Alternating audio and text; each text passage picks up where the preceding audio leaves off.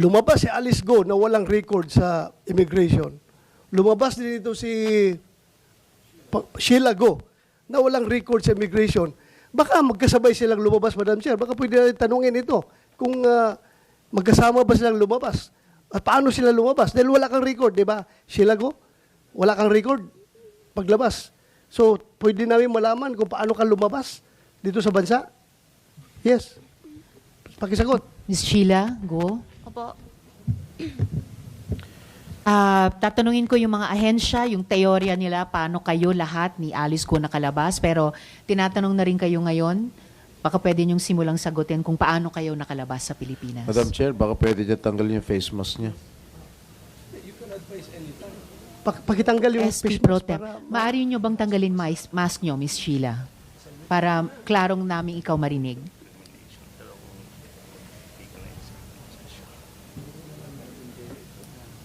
Briefly lang muna po kasi pagkatapos ng unang sagot nyo, tatanungin muna namin yung mga ahensya. So, yung pinaka sagot ninyo, paano ba kayo nakalabas sa Pilipinas? pwede mo pakitanggal sila. Mababait naman kami lahat dito. Huwag ka mag-alala. Sige, paano ka lumabas? Sakay po kami ng boat. Ha? Ano po? Sasakay kami ng boat sa dagat. Boat? Sumakay kayo ng boat sa Saan? dagat. Saan kayo galing? Saan kayo sumakay? Hindi ko alam yung lugar. Pero dito lang sa Metro Opo. Manila, Luzon? Siguro. O pumunta kayo Mindanao? O Mindanao. doon kayo sumakay? Saan po yung Mindanao? Hindi ko alam. Hindi. Galing ka dito Manila. Paano kayo sumakay ng boat? Sumakay muna kayo ng eroplano o bus bago kayo sumakay ng boat? O Wala po. tell us the details. Dito Anyway, lang. establish naman talaga na hindi kayo dumaan sa immigration. Wala kayong immigration records. Pakishare na lang sa amin paano kayo lumabas para makorek namin yung mga Opo. mga sistema na yan. Dito lang po kasi galing kami sa bahay. Tapos Bahay. may sunto sa amin na isang sasakyan. Saan kayo Diretso dinala? Anong klaseng sasakyan? Van. Van. And then, saan nga kayo dinala? Hindi ko alam kung sa yung lugar. Siguro biyahe kami ng ilan oras. Hindi ko Mga ilang masabi. oras? Hindi ko matantaas yung matagal din. Araw kayong umalis, then gabi kayo dumating doon? Or araw kayong umalis, araw din dumating? Halos tapos ng dinner. Pero umalis kayo ng Manila, araw pa. Gabi. Gabi rin. So, umalis kayo ng gabi, and then dumating kayo doon. Hating gabi. So, isang buong araw kayo bumiyahe? Hindi po. Hindi siya isang buo araw. Kung siguro outer dinner, 7:08. Tapos ang lating namin hating gabi na po. So mga 5 hours by van. Tapos anong, Hindi ko sure kung tama pa kasi hindi ko maano sa oras po. Madam Chair, tapos just one more follow-up and then before SP Pro Tem. Anong klaseng boat yung sabi niyong boat na sinakyan niyo? Yung maliit na puti. Maliit na puti. SP Pro Tem? sino yung driver na sumundo sa'yo? Hindi ko kilala. Pati plate number na sasakyan, di mo alam. Hindi po. Ilan kayo ron sa van? Po, Ilan, Ilan kayo daw sa kayo van? sa van? tatlo po. Tatlo. Sino-sino? Kaming tatlo. Sino? Sinong tatlo? Si Alice tsaka si Wesley po. That, sabay pala kayo ni Alice, lumayas. Sabay kayo ni Alice, lumayas dito sa Pilipinas. Opo. Oh. At O, yun na. yung pagbiyahe nyo ni na Alice para umalis sa Pilipinas na bumiyahe kayo mga 5 oras, dumating ba kayo sa Pangasinan? Hindi po. Alam ko Pangasinan hindi. Hindi Pangasinan ang inabot nyo. Kasi ano siya Manila, tapos nampas pa eh. Hindi ko alam yung lugar. Lagpas kasi hindi pa ako ng kabisado. Pangasinan. Maybe Bataan? Hindi po. Papunta Manila po. Madam Chair, ilang oras kayo sa barko? Yung biyahe niyong barko? Diretso kayo Malaysia? From Hindi po. Pilipinas? Saan? May palit. Ha? May palit yung mas malaki pa. Ilang oras kayo nung malit na barko bago kayo lumipat sa malaking barko? Matagal din. Ilang oras? Ilang nga? oras nga? Siguro hating gabi kaming sakay tapos halos umaga na. Umaga na. Tapos yung malaking barko, Pero hindi pa masyalo kita yung ano. yung malaking barko ano siya? Pasaheroan, cargo ship, o fishing ship, or Yate. i-describe mo, Hindi ko alam yate. kung ano Yung luxurious yacht. Ano siya? Yung malaking barko. Fishing ship ata, hindi ko alam kasi hindi So, ako malo. fishing ship, dahil may nakita kayong mga lambat at mga isda, Yung lake na panghuli na fish. may net na panghuli ng fish. Tapos yun na, dumating na kayo ng Malaysia through that boat na Opo. malaki. Malaysia May kayo dumating o sasakay pa Indonesia? ulit. May sasakay pa ulit. Ha? May palit pa isang ulit. Palit pa uli ng isang barko. Anong description ng isang barko na Yung pinalit? maliit naman na palang kulay Tapos, blue or green. yun na, diretso na kayo Malaysia. Opo. Miss Sheila at mga kasama, gusto ko lang i-reiterate yung order of questioning natin dito sa ating hearing.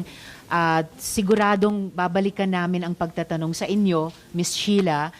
Gusto ko lang i-reiterate yung order of questioning pagkatapos ng chair ng subcommittee.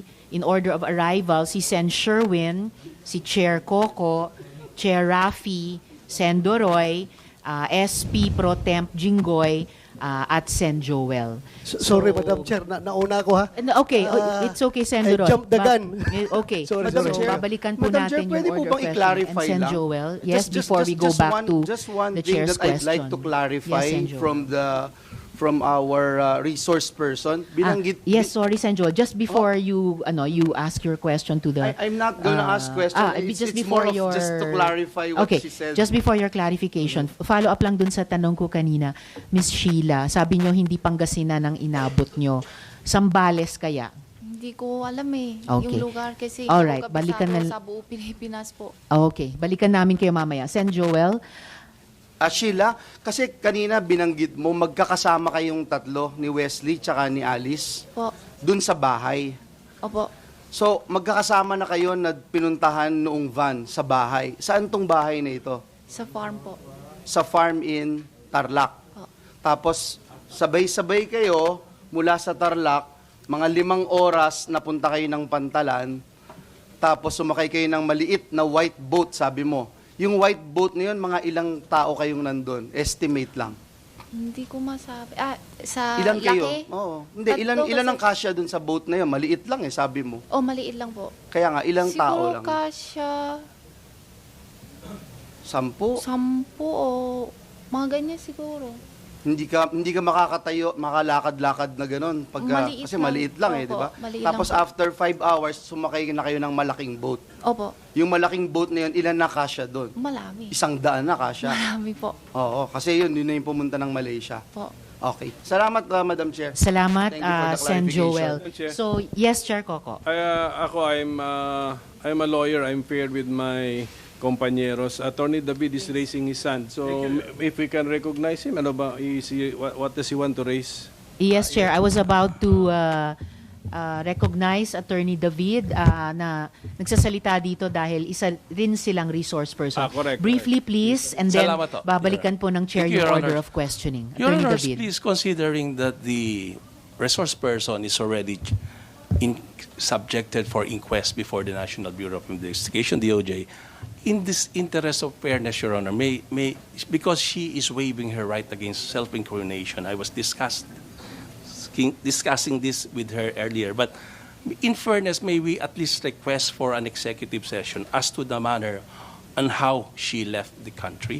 Point at saka yung request. Yes, And Your may I remind all of us na kapag may abogado tayo dito na counsel or counsel din ng ibang resource person, actually hindi namin sila pinasasalita. But, of course, you are allowed to speak dahil kayo rin po ay resource Thank you, person Your Honor. sa Apparently, hearing Your na ito. Honor, she So, might the be- chair will return to this. She might not know excuse me, that- Attorney Yes, David. sure. The chair will return to your request for Miss Sheila at the proper Last time. word, Your Honor. Apparently, Yes. she might not know that she might be incriminating herself.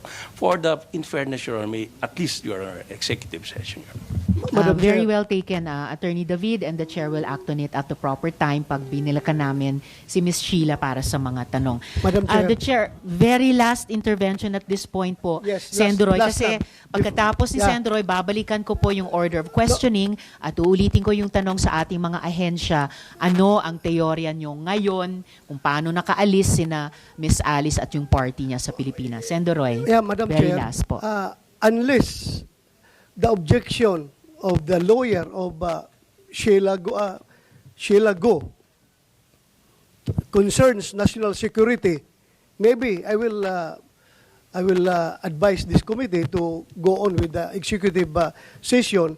But very important kasi yan dahil dyan tayo palaging na lulusutan ng mga kriminal na lumalabas sa ating bansa. Kailangan malaman niya ng lahat ng publicly malalaman niya ng mga kababayan natin para makatulong sila paano natin maiwasan yung ganung bang sistema. I think the case of Ms. Hilago does not concern national security. Bakit kailangan natin mag-executive decision, Madam Chair?